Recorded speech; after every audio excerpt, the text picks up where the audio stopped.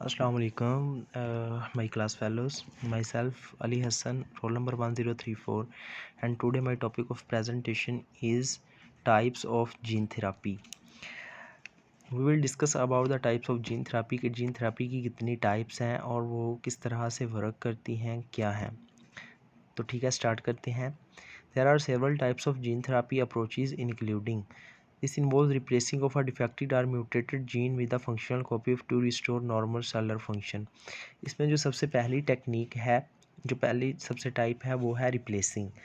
Replace का मतलब होता है कि किसी एक जगह से किसी एक स्पेसिफिक चीज़ को हटाना और उसकी जगह पे दूसरी चीज़ जो है वो इंसर्ट कर देना. This is called replacing. अच्छा, रिप्लेसिंग में क्या होता है in case of gene therapy? जब हम जीन थेरापी की बात करते हैं तो रिप्लेसिंग में क्या होता है कि इसमें हम एक डिफेक्टिव या म्यूटेड जीन जो होता है ना, उसको एक फंक्शनल जीन की कॉपी के साथ अल्टरनेट कर देते हैं. यानी जो जीन डिफेक्टिव होता है या म्यूटेटेड होता है उसकी जगह पे हम फंक्शनल जीन जो है वो प्लेस कर देते हैं. तो इस चीज़ को कहते हैं रिप्लेसिंग. ठीक है, फंक्शनल जीन जो होता है वो अपना नॉर्मल फंक्शन जो है वो प्ले करता है, रोल प्ले करता है, और जो प्रोटीन होती है वो भी फंक्शनल बनती है. ठीक है, तो नॉर्मल जो जीन फंक्शनिंग होती है उसको रिस्टोर करने के लिए हम फंक्शनल कॉपी जो है वो एक म्यूटेटेड जीन की जगह पे रिप्लेस करते हैं, और इस चीज़ को हम कहते हैं replacing in gene therapy. Next point है कि in this approach a functional gene is introduced into the cell to compensate for a missing a non functional gene. Sometime हमारे पास ऐसा होता है कि हमारा जो जीन होता है वो नॉन फंक्शनल होता है, उसमें कोई म्यूटेशन हो जाती है. ठीक है, तो उसका जो फंक्शन होता है वो लास्ट हो जाता है, उसका फंक्शन वो प्रॉपर्ली वर्क नहीं कर पाता. तो इस चीज़ से निपटने के लिए, इस चीज़ को हैंडल करने के लिए हम जो है वो जो सी अप्रोच यूज़ करते हैं, this is called replacing approach in gene therapy. जो थर्ड पॉइंट है इसमें वो कहता है कि gene editing technique like CRISPR Cas 9 are use to precisely modify or correct the genetic defects within the genome of the target cell. कि कुछ gene editing techniques होती हैं, उनमें जीन को एडिट किया जाता है और उस जीन के जो डिफरेंट पार्ट्स होते हैं, लाइक प्रोमोटर होता है, सीक्वेंसर होता है, और साइलेंसर रीजन होता है, टर्मिनेटिंग रीजन होता है, या जोन से भी पार्ट्स होते हैं ना, उनको हम एडिट करके उनमें चेंजिंग करते हैं. इस चीज़ को हम कहते हैं क्रिस्पर केज 9. ये भी एक टेक्निक होती है जिसमें जीन को एडिट किया जाता है. तो वो कहता है कि जो टारगेट सेल्स हमारे पास होते हैं ना, या जेनेटिक इफ़ेक्ट्स होते हैं, उनको हैंडल करने के लिए, उनके साथ डील आउट करने के लिए हम जो टेक्निक यूज़ करते हैं, this is called CRISPR Cas 9 and this is a gene editing technique. Next, जब हम स्लाइड पे मूव करते हैं तो इसमें वो कहता है कि इस जो एडिटिंग होती है ना, इस अप्रोच का मकसद जो होता है ना, वो दो इसके एम होते हैं, दो मेजर एम होते हैं. नंबर 1 जो है वो है सुप्रेस करना, और नंबर 2 जो है वो साइलेंट करना. सुप्रेस का मतलब होता है दबा देना, किसी चीज़ की वर्किंग को रोक देना, किसी चीज़ की प्रमोशन को रोक देना. इस चीज़ को हम कहते हैं सुप्रेशन. साइलेंट का मतलब होता है कि आपने उस जीन को मतलब बिल्कुल खामोश कर दिया है, साइलेंट कर दिया है, यानी कि उसकी वर्किंग जो है वो आपने रोक दी हुई है. ठीक है, अब जो सुप्रेशन और साइलेंसिंग है, इसका मतलब रिज़ल्ट क्या होता है कि इसमें हम जीन के, एक स्पेसिफिक जीन के एक्सप्रेशन को रोक देते हैं, उसको इनहिबिट कर देते हैं कि वो अपने आप को रिप्रेजेंट ना करे, अपने आप को अपना फंक्शन जो है वो शो ना करे. ठीक है, तो क्यों हम रोक देते हैं? क्योंकि हमारा जो जीन होता है वो डिफेक्टिव होता है. जब डिफेक्टिव जीन आगे प्रमोट होगा या जोन सी भी प्रोटीन बनाएगा, तो जो डिफेक्टिव जीन से वो प्रोटीन बनेगी वो भी डिफेक्टिव प्रोटीन होगी. इसलिए हम उसके एक्सप्रेशन को ही सुप्रेस कर देते हैं या उस जीन को ही साइलेंट कर देते हैं. This is the major aim of gene editing technology which involves a CRISPR Cas 9. ठीक है, तो इसमें हमारे पास दो टेक्निक्स यूज़ होती हैं. नंबर 1 जो है वो RNAi है, RNA इंटरफेरेंस इसे कहते हैं, और नंबर 2 जो है वो है एंटीसेंस ओलिगोन्यूक्लियोटाइड्स. ठीक है, अब हम फर्दर देखते हैं कि RNA इंटरफेरेंस क्या है और एंटीसेंस ओलिगोन्यूक्लियोटाइड क्या है. RNA इंटरफेरेंस में ये एक ऐसा फिनोमेना होता है जिसमें हम RNA के स्मॉल पीसेस जो होते हैं वो प्रोटीन की ट्रांसलेशन को शट डाउन कर देते हैं. अच्छा, RNA के स्मॉल पीसेस किस तरह प्रोटीन की जो ट्रांसलेशन है उससे शट डाउन करते हैं? इसमें ये होता है कि वो मैसेंजर RNAs के जो पार्ट होते हैं जो कि एक प्रोटीन को कोड कर रहे होते हैं, ये उनके साथ जाके बाइंड हो जाते हैं. जब ये उनके साथ जाके बाइंड होते हैं तो अब उनकी जो फंक्शनल साइट होती है या जो उनकी प्रमोटर रीजन होता है, क्योंकि वहाँ से ही आगे जीन की स्टार्ट होती है ना रेप्लिकेशन, ठीक है। वहाँ पे आके जो टाटा बॉक्स होता है मतलब एक जीन के प्रमोटर रीजन में, वहाँ पे आके मैसेंजर आरएनए अटैच होता है और फिर उससे आगे जो है वो अमाइनो एसिड का सीक्वेंस लगता है, और सीक्वेंस के बाद हमारे पास जो होती है वो जीन की ट्रांसलेशन जो है वो स्टार्ट होती है, और मैसेंजर आरएनए हमारे पास जो है वो प्रोटीन बनाता है। तो उस रीजन को जब हमने ब्लॉक कर देना है, मैसेंजर आरएनए जो होता है वो कोडिंग जीन्स जो होते हैं प्रोटीन को कोड कर रहे होते हैं वो लगा देने हैं, ठीक है, स्मॉल पीसेस लगा देते हैं जिन्हें हम आरएनए इंटरफेरेंसेस कहते हैं। तो फिर क्या उसकी कोडिंग होगी या उसकी वो रेप्लिकेशन होगी? बिल्कुल नहीं, क्योंकि प्रोमोटर रीजन पे आके बाइंडिंग होनी है और प्रोमोटर रीजन पे हमने वो लगा दिया। तो इस तरह हम जो है इसकी फर्दर जो होती है ना कि ये जाके आगे डिस्टर्ब ना करे जीन्स को या प्रोटीन्स जो है वो नॉन फंक्शनल ना बने, तो इस तरह हम इसकी रोकथाम कर सकते हैं। नेक्स्ट जो हमारे पास प्रोसेस है वो है एंटीसेंस ओलिगोन्यूक्लियोटाइड्स। एंटीसेंस ओलिगोन्यूक्लियोटाइड्स इसमें क्या होता है कि हम छोटे छोटे पीसेस लेते हैं डीएनए या आरएनए के, जो कि एक स्पेसिफिक मालिक्यूल्स के साथ बाइंड हो जाते हैं, और वो स्पेसिफिक मालिक्यूल होता है आरएनए का। आरएनए आपको पता है कि डीएनए से आरएनए बनता है और आरएनए से प्रोटीन बनती है, ठीक है। आरएनए से ही प्रोटीन्स आगे बनती है और इस प्रोसेस को कहते हैं ट्रांसलेशन। ट्रांसलेशन में सारा का सारा रोल जो होता है वो आरएनए का होता है, ठीक है। तो जब हम आरएनए की एबिलिटी को ब्लॉक कर देंगे तो आया वो प्रोटीन बनाएगा? हरगिज़ नहीं बनाएगा, क्योंकि आरएनए से ही प्रोटीन बननी है। और जब हम आरएनए को एक्सपोज कर दिया किसी दूसरे आरएनए पार्ट के साथ, किसी दूसरे डीएनए पार्ट के साथ, तो क्या वो प्रोटीन बनाएगा? वो प्रोटीन नहीं बनाएगा, ठीक है। तो इस तरह हम जो है इसको प्रिवेंट कर सकते हैं कि ये जो म्यूटेट जीन है या ये जो मतलब हम हमारे पास जो अल्टर्ड जीन है वो आगे जाके नॉन फंक्शनल प्रोटीन ना बनाए, और वो जो डिज़ीज़ है वो आगे प्रमोट ना हो, ठीक है। This slides whole about this thing.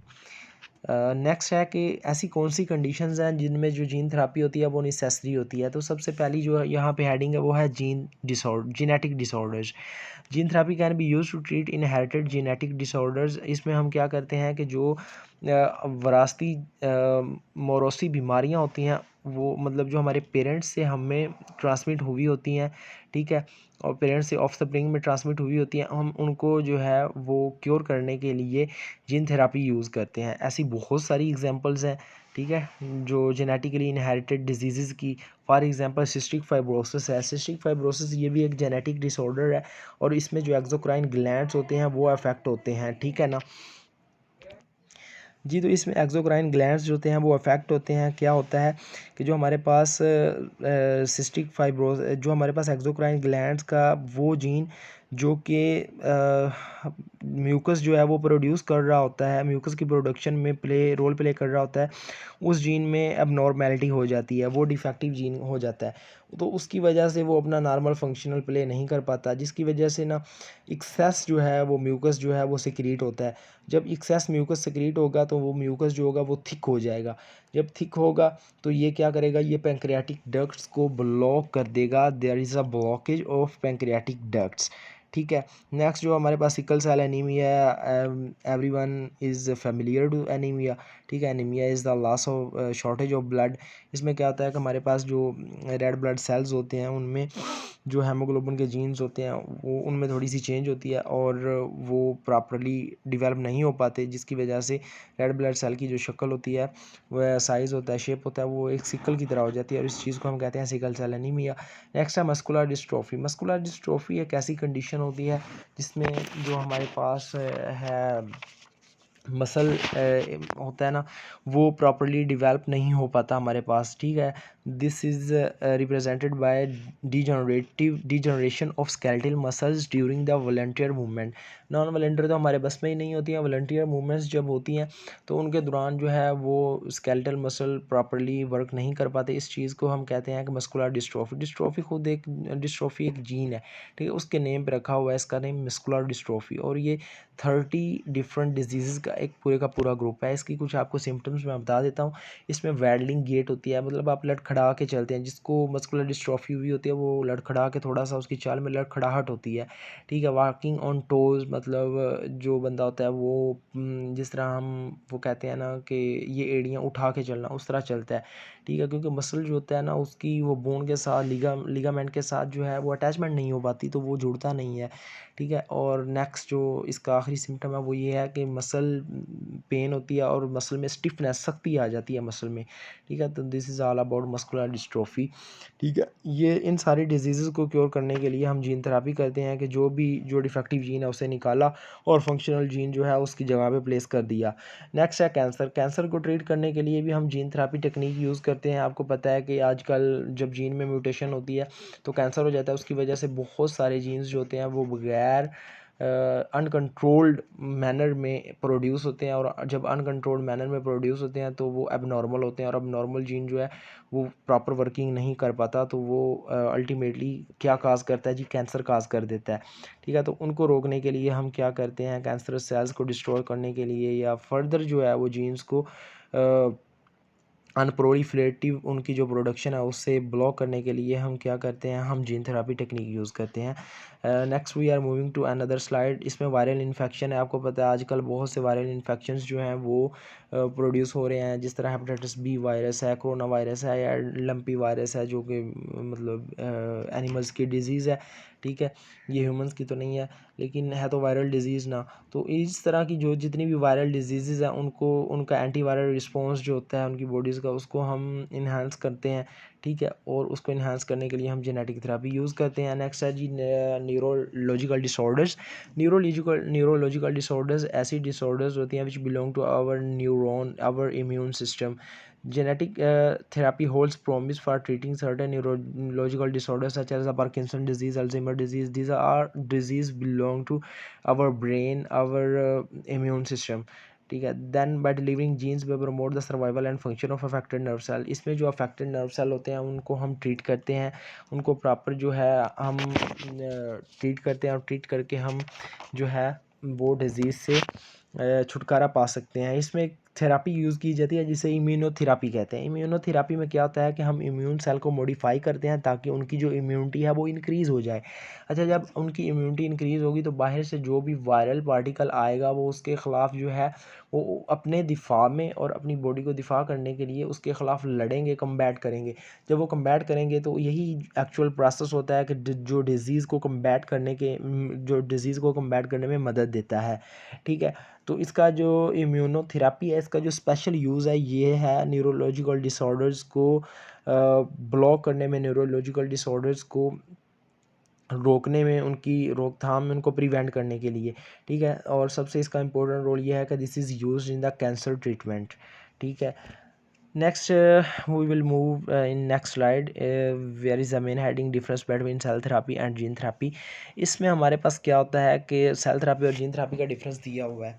अब सेल थेरापी और जीन थेरापी में डिफरेंस क्या है कि सेल थेरापी में हम क्या करते हैं, ट्रांसप्लांटेशन करनी है या जो भी हमने मतलब जीन को इंसर्ट करवाना है फंक्शनल जीन के साथ, ठीक है। तो हम क्या करते हैं, उसके सेल के साथ उसे हम रिप्लेस करते हैं, सेल में मतलब उसे रिप्लेस करते हैं, ठीक है। तो ये क्या करता है, हमें बदले में प्रमोट करता है टिश्यू रिपेयर को, हमारी बॉडीज़ के जो नेचुरल हीलिंग मैकेनिज्म है उनको स्टिमुलेट करता है। तो इस तरह ये इसकी वर्किंग होती है, ठीक है। अब हमारे पास जो जीन थेरापी है, जीन थेरापी मतलब ये है कि आप जो है वो जीन्स के डिफरेंट पार्ट्स होते हैं, जैसे कि प्रोमोटर रीजन है, एक्सप्रेसिव रीजन है, और उसके बाद टर्मिनेशन रीजन है, ठीक है। तो इनके जो डिफरेंट एक जीन के जो डिफरेंट पार्ट्स होते हैं ना, हम उनमें मतलब जो है वो चेंजिंग करते हैं, ठीक है।